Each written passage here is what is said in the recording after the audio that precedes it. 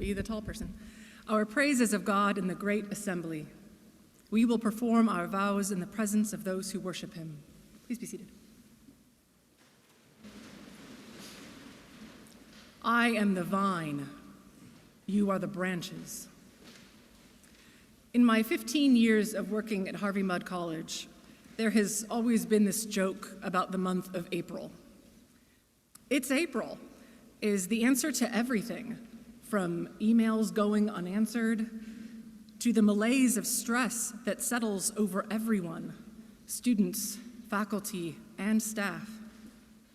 It is a month of deadlines coming to call and major events looming, of seniors frantically finishing their thesis work and deciding which classes they can afford to sacrifice and still graduate, of continuing students finalizing their summer research plans and incoming students making their final decisions and awaiting their financial aid packages, and our financial aid staff frantically putting those packages together. April smells like students choosing to study instead of bathe. April is always a lot. This April is the most April I have experienced in my time at the college. This year, we have a graduating class who started during the fall of 2020, fully online. The class of 2024 didn't experience their high school graduations. They didn't have prom. They had a profoundly atypical experience of their first 2 years of college. One fully online, the next on campus, but hybrid, with social distanced, with no gatherings of like more than 6 students allowed, even outside, and no ability to meet in person with faculty. While these restrictions were loosened for their final 2 academic years, and our staff and faculty have encouraged many creative methods of building community, like for reals, I have planned so many community connections events this year. The trauma of pandemic isolation persists. So as college campuses across the nation erupt in protests and encampments and a collective surge of anger over the atrocities of war and the deep injustice they perceive in a small number of American companies profiting from the increased demand for military equipment, I can't help but wonder if under the anger and the tense discomfort of reckoning with their complicity as Americans in the financial and political systems of war, they are also experiencing a hunger for community that is fed in some way by their collective action. If so, as administrators, we ought to be more compassionate and pastoral in our response. And we should examine what is under our reaction to their at times disruptive behavior. After all, we were negatively impacted by the pandemic too. We also experienced isolation, separation, and grief. With my head full of all of these thoughts and a whole pile of theology besides, I approach today's lectionary readings. I am the vine, you are the branches.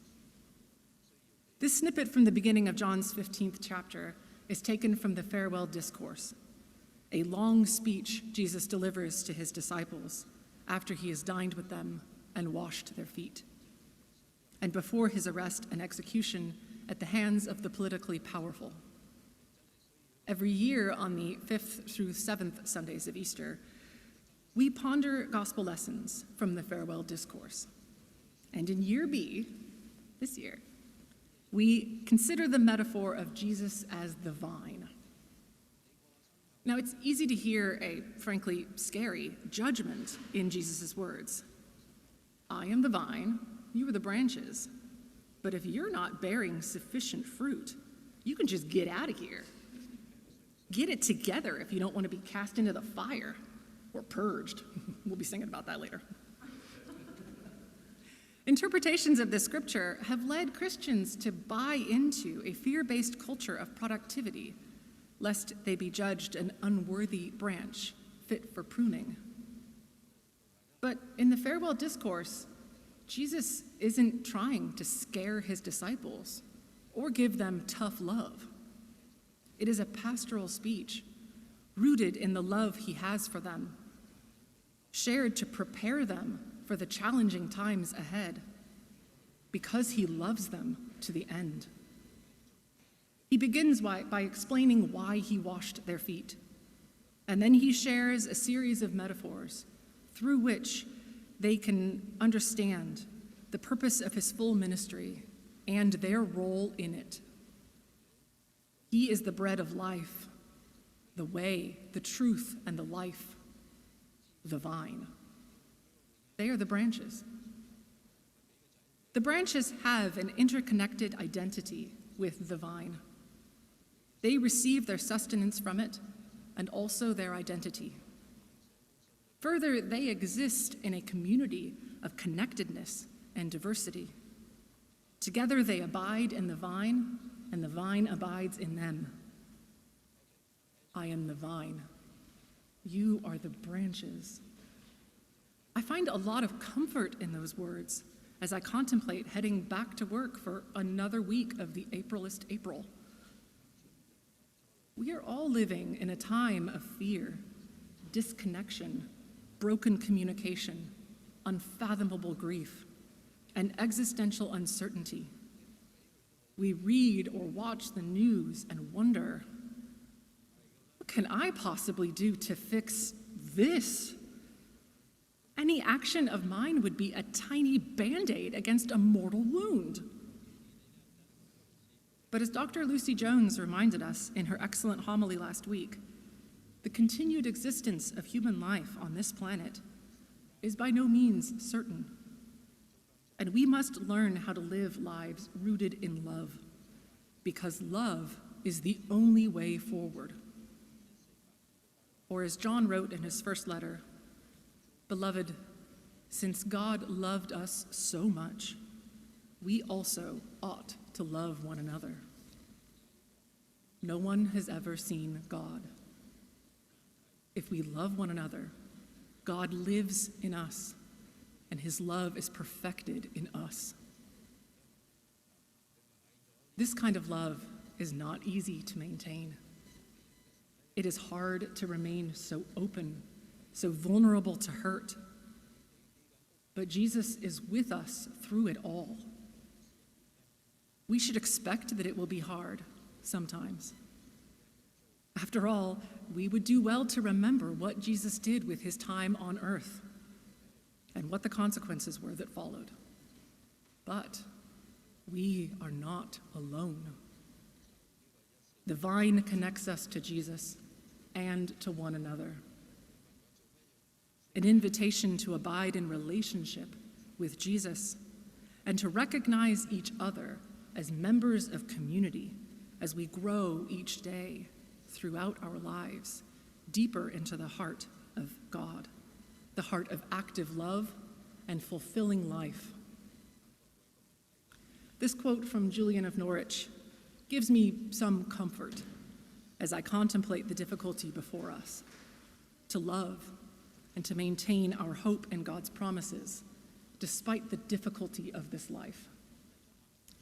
She wrote, "If there is anywhere on earth a lover of God who is always kept safe, I know nothing of it, for it was not shown to me. But this was shown, that in falling and rising again, we are always kept in the same precious love. He did not say, 'You shall not be tempest-tossed.' He did not say, 'You shall not be work-weary.' He did not say, 'You shall not have disease.' He said, 'You shall not be overcome.' Our calling is not an easy one. Abiding in Jesus, we must act in love in all the ways we can. Often that means challenging oppression and doing the work within us to root out injustice and inequality, especially when they favor us. It means having compassion for passionate young people who have come of age at a difficult time.